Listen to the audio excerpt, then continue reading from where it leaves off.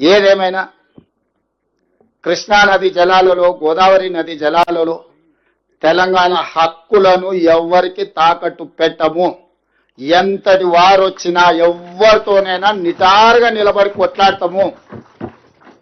ప్రజలు ఒక విశ్వాసంతో, నమ్మకంతో మాకు అవకాశం ఇచ్చిండ్రు.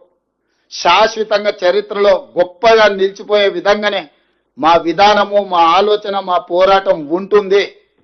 ఎవరి వ్యక్తుల కోసం ప్రజల హక్కులను తాకట్టు పెట్టము. ఎవరు ఎదురుగా ఉన్నా తెలంగాణ ప్రజల హక్కుల విషయంలో దేవుడే వచ్చి ఎదురుగా నిలబడ్డా నిటారుగా నిలబడి కొట్లాడతాము. వ్యక్తులు అనేది మర్చిపోండి.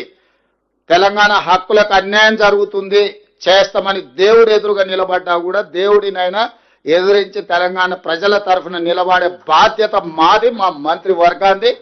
ఎవరు అధైర్యపడాల్సిన పని లేదు.